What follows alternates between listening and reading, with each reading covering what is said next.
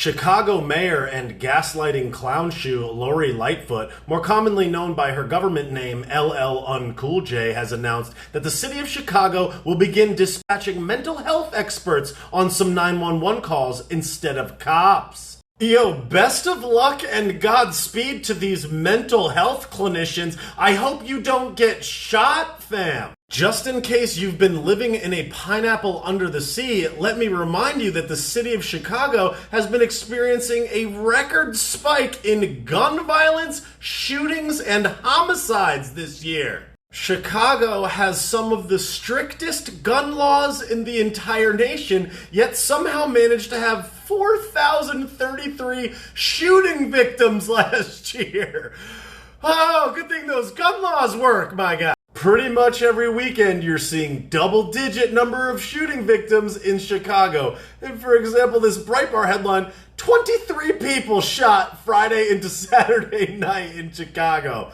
Wow. 2020 in Chicago ended with 769 homicides, also known as nearly 15 a week. Plus, don't forget, if you're going out to get a Subway sandwich at 2 in the morning, be careful. You heard what happened to Juicy Smollett. Meanwhile, you're seeing a record exodus of police officers retiring in the city of Chicago, as the Chicago Police Pension Board reports that more cops have retired so far in 2021 than in the entire year in 2018. And by retire, I don't mean necessarily retire, I mean leaving the force. Now, if you do the math on the shooting victims, 4,033 last year, that's 11 shooting victims a day. And you're gonna send out a mental health clinician?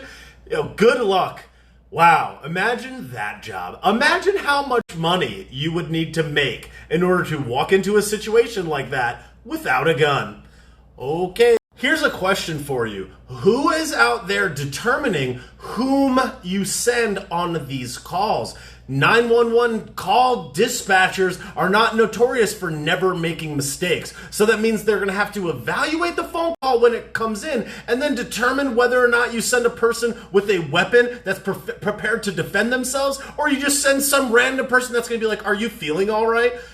Good luck with that. Meanwhile, as I'm sure tons of these calls come in because people are getting capped left and right objectively based on the numbers, these are going to be split-second decisions, and we know how valuable just a few moments are in these particular cases. If you've been paying attention to the news, I'm sure you remember the recent case where a police officer showed up and two pals were just having a friendly knife fight where one had a knife and was trying to stab the other one, and the other one didn't have a knife, you know, back like we used to do when we were kids. And the cop had to shoot her to save the other one's life, and then everyone was like, reasons, let him knife fight, it's just a knife fight. And this police officer, who, let me remind you, is a hero for making a split-second decision that objectively and with video evidence saved a person's life. This guy had to get smeared and blamed and act like he was somehow racially motivated.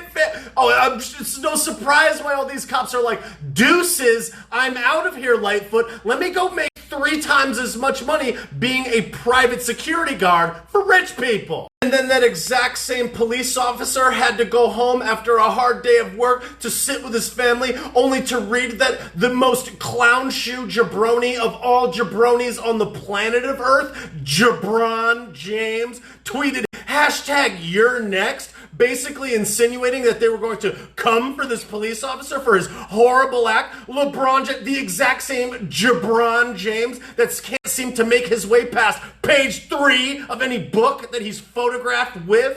Hey, Jabron, what's your favorite part of Malcolm X's book that I see you're on page 1 of? Well, you know, basically, based on how I'm answering this question, the same way that a child would answer a question when he didn't read the book before a book report and his teacher called on him, he was a smart man, you know? It was a good book. It was like, I really appreciated it, and, you know, he's a smart man. You know, he's smart, so, you know, it's a good book.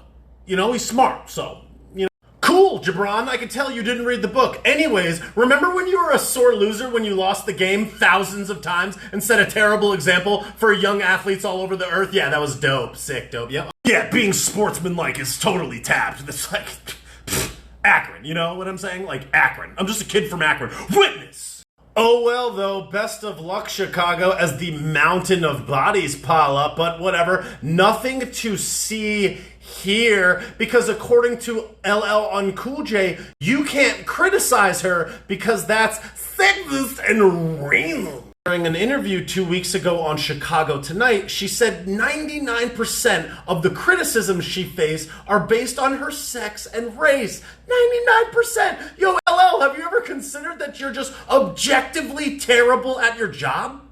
Police retiring, shootings at record highs, homicides at record highs, telling people not to go outside without a diaper, and then being caught on video outside in a crowd of people without her diaper on, yelling through a megaphone. It's rules for thee, but not for LL. It's like, you're terrible at your job. We have the internet, and we see you, LL. Last August, as she was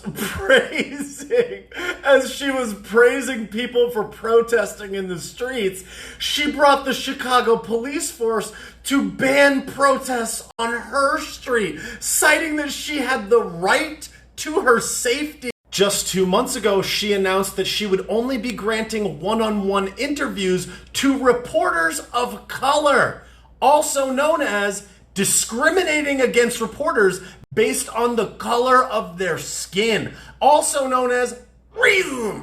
LL Uncool J. After a bloody July 4th weekend where 100 people were shot and 19 were killed, LL Uncool J met with the supposed leader of the free world, the marionette Rocky Road, 2 scoops to the big guy, dub chocolate chip, bounce me on my knee, that 9-year-old looks like a 19-year-old, Joey Basement, and is willing to accept some federal officers from him to help curb the surge of violence. Kind of funny and also sad/savage as she rejected a similar offer from then-President Donald Ballpark because she didn't want him to look good. Cool, so just sacrifice the constituents of your city so that you don't give a win to the orange man bad. Good job, LL. You're garbage at your job. Best of luck to the Windy City. My heart breaks for all of the people that are suffering in Chicago as a result of LL Uncool J's garbage policies and objectively horrible work at her job. And although I do appreciate the sentiment and idea of sending a mental health expert out to respond to some of these calls,